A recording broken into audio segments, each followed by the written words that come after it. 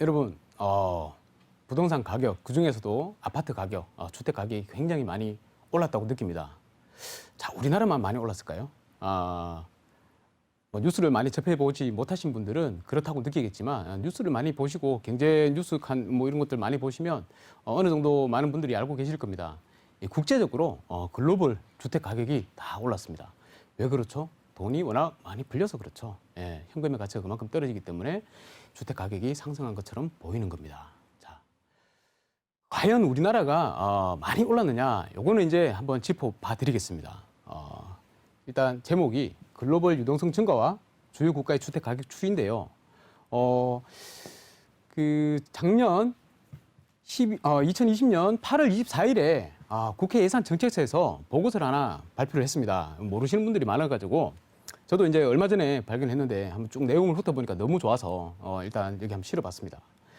글로벌 유동성 증가에 따른 주요국의 주택가격 추이와 시사점에 대한 내용인데요. 이거 한번 검색해 보시면 찾아서 보실 수 있을 겁니다. 다운받아서 보셔도 되고 오늘 제 설명 드리는 걸로 땡 하셔도 됩니다. 예. 자, 일단 그 기준이 중요한데요. 요거를 대상 기간과 주택을 어떻게 기준을 잡았느냐 하면 자, 일단 비교 기간이 2010년부터 2019년 12월까지 딱 10년간입니다. 최근이었죠. 근데 2020년은 빼겠습니다. 2020년 우리나라 많이 상승했다 하지만 다른 나라도 마찬가지로 많이 상승했기 때문에 그냥 일단 여기서 비교 대상으로 삼았는 요 시점만 보도록 하겠습니다. 기간이 일단 10년이고요. 지난 10년이고 모든 유형의 주택입니다. 아파트든 아니면 뭐 일단 빌라든 아니면 뭐 단독주택이건 할 것 없이 모든 유형의 주택을 비교 대상으로 삼았습니다.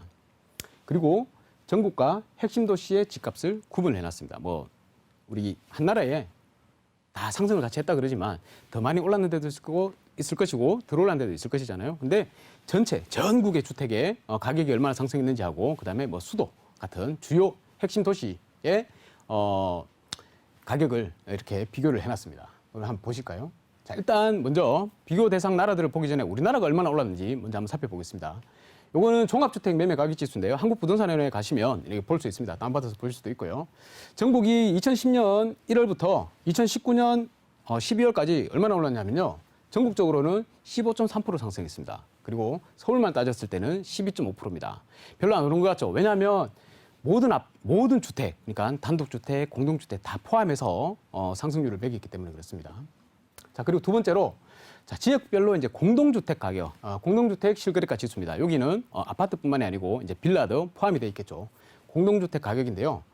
전국은 지금 현재 24.7%네요. 뭐 25%라 하고요. 그리고 서울은 38% 정도 상승을 했다고 합니다. 요거는 실거래 가격, 실거래가 지수라고 되어 있죠. 국토부에서 발행하는 실거래 지수를 보고 그래프에 넣어서 상승률을 계산을 했는 겁니다. 자, 일단 비교를 할 때 다른 나라 같은 경우는 모든 주택의 유형을 다 버무려가지고 이렇게 상승률을 표시를 했지만 일단 우리는 공동주택, 그러니까 상승률이 높은 단독주택보다 아무래도 지금 아파트 가격이 많이 상승했기 때문에 상승률이 높은 공동주택 가격을 기준으로 한번 비교를 해보도록 하겠습니다. 자, 일단 먼저 구분해보면 전국에는 전국과 서울로 구분을 했고요. 모든 주택 뭐 한 15%, 12% 정도 올랐다는데 이거는 차치를 하고요. 공동주택 가격이 전국은 한 30% 가까이 올랐다. 그리고 서울은 뭐 거의 한 40% 육박하게 올랐다라고 되어 있습니다. 자, 그거 먼저 기억을 해놓으시고요. 자, 글로벌 주택 가격 지수가 지금 어떻게 되느냐. 2000년부터 쭉 오르다가 2008년도에 세계 금융위기 맞았죠. 그때 혹상 내려앉았습니다. 내려앉아서 쭉 가다가 이제 한 2015년, 2014년 이때부터 슬슬 올라오기 시작해가지고 2017년 2분기가 되니까 그전 최상이었던 2007년 4분기에 주택 가격 지수를 이제 넘어서 버렸습니다. 넘어서서 지금 현재 예전에 가장 높던 그 가격대를 이제 뛰어넘었다는 거죠. 자, 그게 이유가 뭐냐 하면 보시면 경제 성장 둔화, 불확실성의 심화로 인해 가지고 유동성이 상대적으로 안정적인 수익률을 보이는 부동산으로 유입됐다. 그래서 주요국의 부동산 가격들이 다 상승이 됐다라고 합니다. 자, 그렇기 때문에 굉장히 좀 위험하다라고 생각할 수도 있는데 글로벌 금융위기가 신용 증가에 의한 주택 가격이 거품이 원인이다 이렇게 생각이 되기 때문에 이를 경험했던 국가들이 다 경험을 했지 않습니까? 유럽 재정위기까지 다 경험을 했으니까 각 나라들이 이제 LTV나 DSR 이런 거시 건전 정책을 이제 사용을 했다 그럽니다. 그러니까 어느 정도까지만 빌려준다는 거죠. 옛날에는 뭐 100% 넘게도 막 빌려줬었는데 미국 같은 경우는 그거를 이제 거품이 이렇게 한번 꺼져서 충격을 한번 받아보니까 이러면 안 되겠다 해서 LTV 같은 규제를 이제 시작을 하는 거죠. 그래서 대부분의 나라들이 주요 국가들은 전부 다 LTV 규제를 하고 있습니다. 하고 있고요. 그리고 거시 건전성 정책이라 그랬죠. 국가 전체 금융시장의 부실을 방지하기 위해서 이런 LTV 정책을 다 취하고 있다는 것입니다. 그래서 예전보다는 주택 가격 거품 붕괴로 인해 가지고 경제가 무너지는 그런 현상은 조금 더 낫다, 그 보완이 돼 있다라고 생각을 하시면 되겠습니다. 자, 근데 이제 주택 가격이 계속 오른다 그랬죠. 왜 오를까? 그러면 이제 여기 국회 예산 정책 보고서에서 밝힌 바로는 이렇습니다. 지금 현재 전 세계적으로 저금리입니다.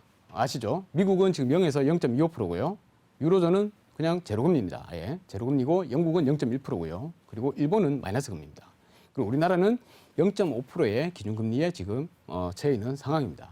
자, 그리고 오른쪽에 보시면 세계 3대 중앙은행의 총 자산 현황입니다.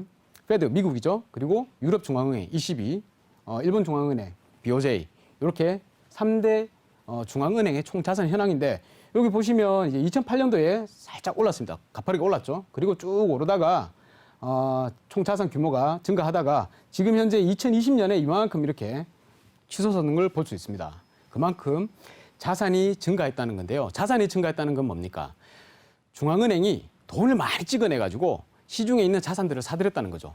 그래서 사들이면서 돈을 풀었는 거죠. 그러면 시중에는 돈이 어마어마하게 풀린다는 겁니다. 그죠? 잘 생각하셔야 됩니다. 자, 그래서 중앙은행의 총자산이 증가했다는 것은 시중에 풀린 보는 통화가 많아졌다. 돈을 많이 시중에다 풀었다 이 말입니다. 그죠? 시중에다 돈을 많이 푸니까 가격이 올라가게 되겠죠. 현금 가치가 그만큼 떨어지니까. 자, 시중에 만약에 보는 통화가 1억이 풀렸어요. 중앙은행에서 1억을 이제 자산에 1억 원치를 사들이고 그 대가로 1억을 시중에다 풀었는 거죠. 줬는 거죠. 자, 1억이 들어가면 어떻게 되느냐? 시중에 있는 은행들이 받아가지고 대출을 일으킵니다. 가게에다 대출을 일으키고 그리고 기업에게다가도 대출을 일으키죠. 대출을 일으키면서 이 가상의 신용통화가 얼마만큼 창출이 되냐면 1억이 풀리면 자, 1억이 풀렸어요. 1억이 풀리면 시중에는 14억 2,800만 원이 풀립니다. 그러니까 거의 15배 가량이 돈이 불어나 버리게 됩니다. 왜냐하면 은행에서 받아가지고 지급 준비할 만큼 놔두고 돈을 빌려주죠. 빌려주면 이 빌린 사람은 또 그 돈을 현금으로 갖고 있는 게 아니고 은행에다 또 넣어놓잖아요. 은행에다 넣어놓고 또 그 은행에 넣어놓은 돈을 기반으로 은행은 또 대출을 일으켜주고 또 은행에 넣어놓고 대출을 일으켜주고 이러다 보니까 이 금액들이 15배 가량 불어난다는 것입니다. 어마어마하게 불어나죠. 이거 실제인지 아닌지 한번 살펴볼게요. 이게 지금 현재 한국은행에서 발행되는 보는 통화 M2 광해 통화입니다. 비교를 해보시면 보는 통화는 이렇게 증가를 하는데 아래쪽에 파란색으로 증가를 하는데 광해 통화 M2는 이렇게 가파르게 지수곡선으로 증가를 합니다. 대략 비교를 해보면 한 15배 정도가 차이 납니다. 돈이 이만큼 풀려 있다는 겁니다. 어마어마하게 풀려 있습니다. 그런데 여기에다가 지금 4차 재난지원금 해가지고 또 뭐 한 조 단위로 들어가죠. 그러면 시중에 풀리는 돈은 훨씬 더 많아지게 됩니다. 사람들이 그 돈을 재난지원금을 받아가지고 바로 자기들이 원래 갖고 있던 거는 쓰고 받았는 금액은 은행에 저축을 해놓겠죠. 그러면 그 저축에 있는 돈이 또 풀려가지고 그만큼 더 많아지게 된다는 것입니다. 자, 그러면 여기서 하나 생각해 봐야 될 게 뭐냐면 돈이 이렇게 많이 풀린단 말이에요. 돈이 많이 풀리면 가격이 어떻게 됩니까? 증가할 수밖에 없다는 거죠. 상승할 수밖에 없습니다. 그것은 화폐 수량 이론이라 해가지고 경제학에서 이미 정립되어 있는 이론입니다. MV, 그러니까 M은 통화량이고 V는 통화 유통 속도고요. P는 자산의 가격입니다. 그리고 Q는 생산량인데요. 이 두 개가 고정되어 있다고 하면 V와 Q가 고정되어 있다고 하면 통화량이 많아지면 통화량이 올라가게 되면 당연히 자산의 가격도 올라갈 수밖에 없습니다. 그죠? 왜냐하면 그만큼 현금의 가치가 떨어지기 때문에 자산의 가격이 올라가 있는 것처럼 보이는 겁니다. 그래서 자산의 가격은 올라간다. 앞으로 통화량이 계속해서 증가를 하기 때문에 이 보십시오. 이 통화량이 이렇게 꾸준히 증가를 하면 주택의 가격도 꾸준히 증가를 하게 돼 있습니다. 이거는 거스를 수 없는 역사적인 사실입니다. 새우깡 가격이 그죠? 새우깡 가격이 70년대부터 시작해서 26배가 올랐습니다. 근데 새우깡 가격이 떨어지는가요? 떨어질 수가 없죠. 오늘 1,000원 하던 새우깡이 내일 50원이 될 수 있습니까? 불가능하죠. 마찬가지로 주택의 가격도 오늘 씹어가던 주택이 갑자기 내일 몇천만 원대로 떨어진다. 있을 수가 없는 일입니다. 조금은 조정은 있을 수 있겠지만 돈이 그만큼 많이 풀렸기 때문에 떨어질 수가 없다는 겁니다. 그래서 지금 현재도 만약에 주택을 보유하고 않으신 분들은 바로 주택을 매수하는 게 내가 갑자기 자산의 격차가 심각해지는 그런 수준에 이르지 않는 지름길이라고 생각을 합니다. 그래서 여러분들께서 심각하게 이거를 받아들이고 주택을 취득하는 것에 대해서 한번 고민해 보시기 바랍니다. 왜냐하면 신용 역사상의 가장 큰 규모의 여러분들 지금 보시는 이 상황이 역사상 가장 큰 규모의 시중 통화량이 팽창하고 있는 중이라는 것입니다. 자산시장의 대표격인 부동산 시장은 그래서 뜨거울 수밖에 없다는 것입니다. 돈이 너무 많이 풀려 있어서 이 돈을 써야 되기 때문에 그렇죠. 그래서 이 이제 국가의 각 나라의 주택 가격을 비교를 해보면 어떻게 볼 수 있냐면요. 독일 같은 경우, 영국 같은 경우, 독일은 전국이 54%가 상승을 했고요. 주요 도시 같은 경우에는 110%가 상승을 했습니다. 지난 10년간. 영국은 한 40% 상승을 했고요. 특히나 런던은 71% 상승을 했습니다. 주요 도시와 전국적인 단위를 비교했을 때 격차가 더 벌어지고 있는 것을 확인할 수 있습니다. 그죠? 아까 제가 말씀드렸죠. 서울에 있는 공동주택 가격은 지난 10년간 40% 정도 상승을 했다고 했습니다. 서울보다 훨씬 더 다른 나라의 주택 가격이 상승했는 것을 알 수가 있습니다. 미국도 마찬가지입니다. 전국은 52%, 53% 상승을 했고요. 샌프란시스코 같은 경우는 100%입니다. 중국도 전국은 46%, 그리고 베이징은 80% 정도 상승을 했습니다. 우리나라보다 훨씬 많이 상승을 했죠. 자, 보시면 여기 이렇게 쭉 상승하는데 베이징 같은 경우는 특이한 케이스가 있습니다.